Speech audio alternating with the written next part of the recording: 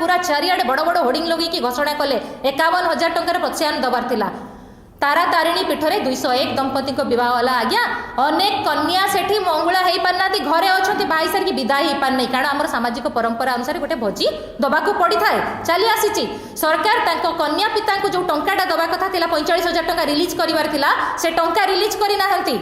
अरे करी पारुनो जदि कहूच कहीं बाहाबा नबा को निज पिठी थापुड़ा को एते तमर कहीं इच्छा अच्छी। बाकी आउ गोटे आप देखु जोटा मैडम अलरेडी कही सारे सरलानी शिक्षा वर्ष माने बंटा है यूनिफॉर्म सीएजी रिपोर्ट कहूँ आपंकर 3.5 लाख छात्र छात्री को आपंकर यूनिफॉर्म बंटा है ना। शिक्षा बजेटा बड़का पड़गला गत थर एवं तो नुआ बजेट आसीगला। तेबे यही अचला अवस्था पाई सरकार केते मात्रा दायित्वहीन हो पड़ती से आपण मैंने समस्ते निजे जानी सारी जे ये कहते गोटे करुँच गोटे।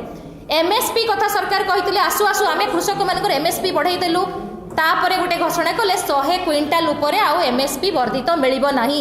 आज्ञा इलेक्शन आगरु से कहिथिले कि सही कथा जे आपणकर एतिकी कैप रहिबो गोटे लिमिटेशन रहिबो माने आपण कृषक को मारिले खाली मारिले नाही कृषि मंत्री कृषक को नकली बरगढ़ रे जो धमक देले से कथा भी आपण देखिचंती।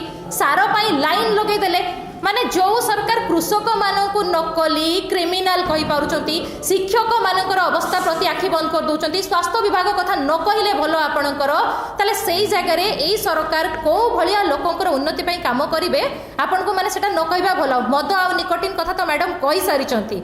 तेबे 19 मासर एई सरकार तांकर को प्रतिश्रुति सब को पूरण करिवारे समर्थ हेले सेही डाटाटा आमे टिके जानिबा को चाहबो। सर्वसाधारण रे जदि सरकार तरफ सेक्रेटेरिएट रे गोटे प्रेस मीट करिकी कुआई थांता जे एई सब नीति आमे करिथिलु आ ताको सफल रूपायन करि आसीचु ताले सेटा मध्ये आमे उपकृत होइतांतु।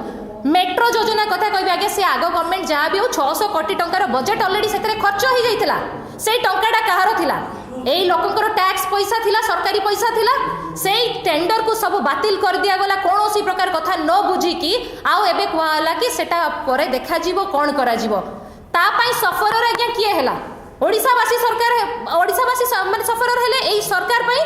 तेणु यांकर नीति कौन निष्पत्ति कौन नैतिक दायित्व कौन एसबू कौन से जिनस तालमेल ना सेंटर रु जहाँ निर्देश आसूची से अनुसार काम करें। आम शुणुचु कड़े केउझर रु पारादीप आपणकर डायरेक्ट कनेक्ट हो मैडम झील मान निखोज हवा कथा कहते जो सरकार उदासीन होती बर्तमान कौ पथरे जल पथरे कि आकाश पथरे डायरेक्ट कनेक्ट आम झील मैंने आती निखोज होती आउ अधिका निखोज जे न हे से कथा आम कहीपरू ना। तेणु माने ओडिशावासी को आउ कौन उत्तर देवे सरकार सरकार निजे सेटा डिसीजन नहीं पारु नाहंती।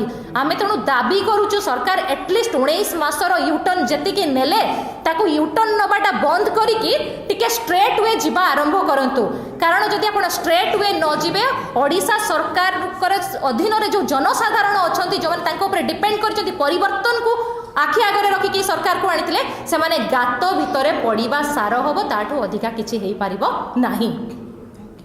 Thank you.